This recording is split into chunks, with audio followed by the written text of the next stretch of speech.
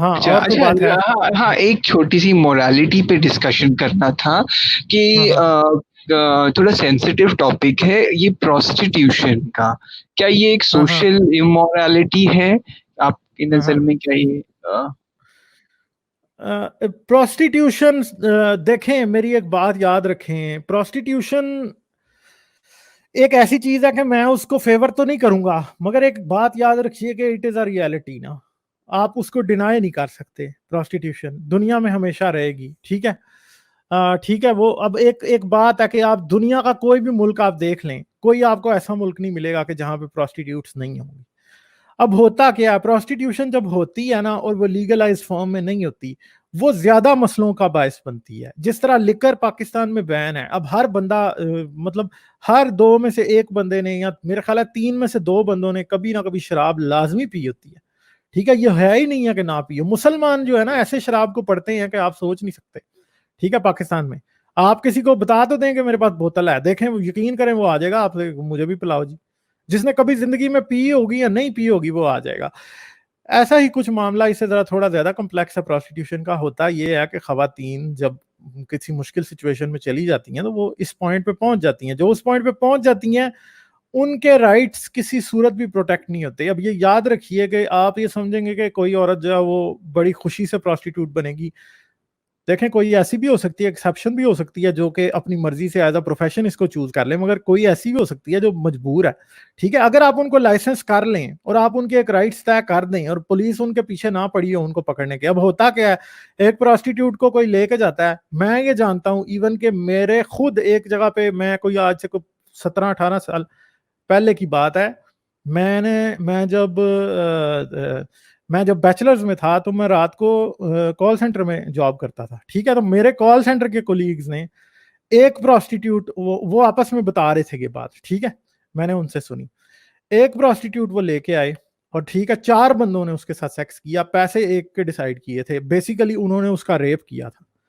ठीक है, और मतलब I was shocked at that point, कि मतलब मैं हैरान हो गया था कि यार उस औरत की जगह पे अपने आप को आप रख के देखें तो फिर आप सोचें। तो पूरी रात इन्होंने उसका रेप किया बेसिकली एक, और वो अगर वो कहीं नहीं जा सकती, वो किसी को नहीं कह सकती कुछ भी, उसके कोई राइट्स नहीं है, कुछ भी नहीं है उसका। तो क्या वो इंसान नहीं है? क्या उसको पेन नहीं होती? क्या उसको दर्द नहीं होता? क्या है ये?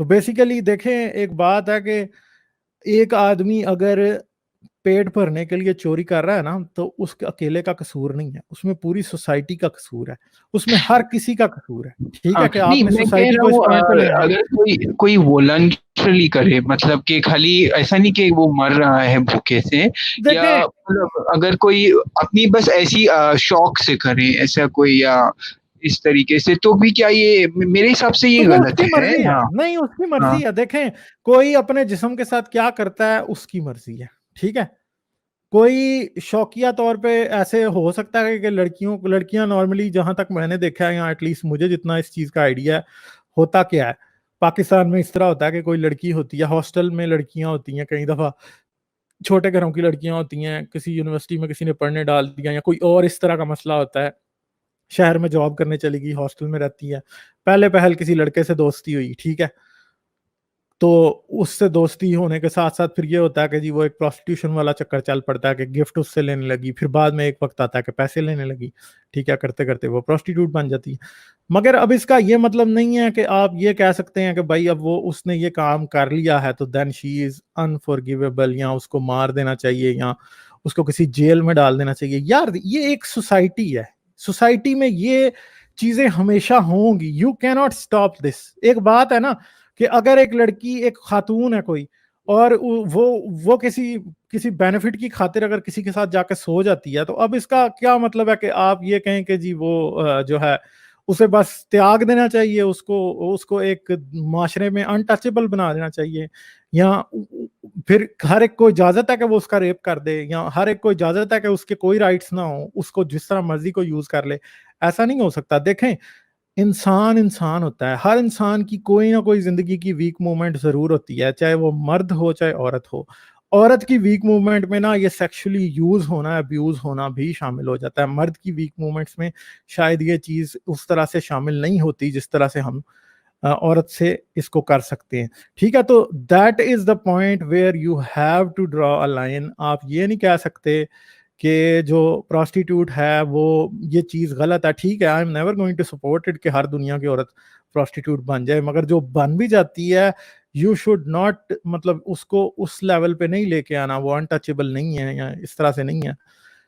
बाकी उसकी मर्जी है ना, उसका जिस्म है, वो जो मर्जी करे। अब जी, ये भी नहीं हो और सकता। एक और बात मुसलमानों में क्या है ना, देखिए मतलब मैं तो ऐसे मैरिज के इंस्टीट्यूशन को मानता हूँ, फैमिली के इंस्टीट्यूट को मानता हूँ कि ये बेटर है, हम्म सोसाइटी के लिए एक बिल्डिंग ब्लॉक है। हम्म और मुसलमानों में देखो, ऐसे तो बॉयफ्रेंड गर्लफ्रेंड का रिलेशनशिप को हराम कहते हैं, पर इनमें हम्म इतने सारे लूप होल। अब जैसे कि मैं जानता हूँ, मेरा एक दोस्त है, उसने शादी किस तरह किया था बताए? हम्म आप, बस उसने बस उसकी जिसको वो पसंद करता था उसको हम्म एक पार्क में बुलाया, अपने 2 दोस्तों को बुलाया, उन्होंने पार्क में ही निकाह पढ़वाया, और बस वो लोग मियाँ हम्म 2 जन के अलावा पूरी दुनिया में कोई नहीं जानता। तो और फिर दोनों मियाँ-बीवी की तरह रह रहे हैं, जो है रह जी रह घरों में रह रहे, अलग-अलग मतलब किराए पे लेके रह रहे, और किसी को ना उसके माँ-बाप को मालूम, ना इसके माँ-बाप को, किसी को नहीं मालूम। मैं बोला ये बॉयफ्रेंड गर्लफ्रेंड रिलेशनशिप से मुझे कोई अलग नहीं दिखता है, जहाँ तक कि इन लोग ने बॉयफ्रेंड गर्लफ्रेंड हाँ को जो इतना, है ना? और ये बहुत हम्म होता है मुसलमानों में, सी खुफिया शादी, खुफिया निकाह होता है। यहाँ हिंदुस्तान में तो हम्म मेरी नज़र में भी एक आ चुका है। तो ये जो है एक, और मुता भी कोई शियाओं में और सुन्नियों में भी सुना है मैंने, होता है मुता। मुता मालूम है आपको? Temporary marriage. बिल्कुल, मुता भी मालूम है वो मुझे। भी, मुता मुता तो जो है वो शिया करते हैं, और मिसयार जो है वो जो टर्निंग सुन्नी मैरिज है, करते हैं। मतलब वो सुन्नी करते हैं। सऊदिया में ये अलाउ है, इवन के ये जॉर्डन में जाके लड़कियों से हाँ, कर लेते हैं, पैलेस्टीनियन लड़कियों से कर लेते हैं जाके सऊदी। और बड़ा, हाँ, मतलब ये सब कुछ है। देखें मिसिया आप, एक बात है ना, मसला ये है कि शादी क्या है। मैंने एक दिन पहले इसी बात पे बात की थी, शायद आपसे की थी या किसी और से। शादी बेसिकली एक सोशल कॉन्ट्रैक्ट है। सोशल कॉन्ट्रैक्ट का मतलब क्या है कि ये आपके और किसी और खातून के और सोसाइटी के दरमियान है। सोसाइटी उसको इंडोर्स करेगी तो वो शादी है, सोसाइटी उसको इंडोर्स नहीं करेगी तो वो प्रोस्टिट्यूशन है, वो एक लिविंग रिलेशनशिप है, या कुछ एक्स वाई जेड उसको आप नाम दे सकते हैं। जिस चीज को सोसाइटी इंडोर्स करती है वो शादी है, बस खत्म होगी बात। मसला ये है कि आपको दो लोगों के पर्सनल ताल्लुक में तीसरा सोसाइटी को शामिल करना है या नहीं करना, that should be a problem, that is a problem, ठीक है। अगर कानून बेसिकली फिर एक ऐसी चीज है जो कोई सोसाइटी के बहुत से टैबूज, जिनको सोसाइटी ने टैबू समझा है, और उसकी वजह से लोगों के बेसिक ह्यूमन राइट्स की क्या हो रही है कि निगेशन हो रही है, या ह्यूमन राइट्स पूरे नहीं हो रहे, तो उस जगह पे आपको कानून की जरूरत पड़ती है। जब आपको कानून की जरूरत पड़ती है तो कानून क्या करता है, फिर कानून इस तरह के टैबूज को आहिस्ता आहिस्ता नॉर्मलाइज करने में भी हेल्प करता है। कि आप एक ऐसा कानून बना दें कि हाँ भाई, कोई अगर इकट्ठा एक औरत और एक आदमी रह रहे हैं, वो शादी नहीं भी करते, तो कानून उनको प्रोटेक्शन प्रोवाइड करे। को पुलिस वाला आके उनके घर रेड ना डाल दे कि भाई आपने निकाह नहीं किया, आप यहाँ इकट्ठे रह रहे हैं, ठीक है। ये this is basically the main thing कि कानून किस तरह से लोगों के राइट्स को प्रोटेक्ट करता है। इसीलिए हम जब बात करते हैं ना, जैसे अभी हम असिस्टेड सुसाइड की बात कर रहे थे, अगर कानूनी तौर पे वो चीज हो जाएगी तो आहिस्ता आहिस्ता जितना भी सोशल स्टिग्मा उससे रिलेटेड है वो वक्त के साथ साथ क्या हो जाएगा, डिसॉल्व हो जाएगा खुद ही, ठीक है। इसी तरह एलजीबीटीक्यू राइट्स की जब बात करते हैं, और हमेशा जब कोई भी कंट्री जो है एलजीबीटीक्यू राइट्स की के लिए कानून पास करता है तो हम उसके ऊपर बड़ा खुश होते हैं, हम उसे प्रेज करते हैं।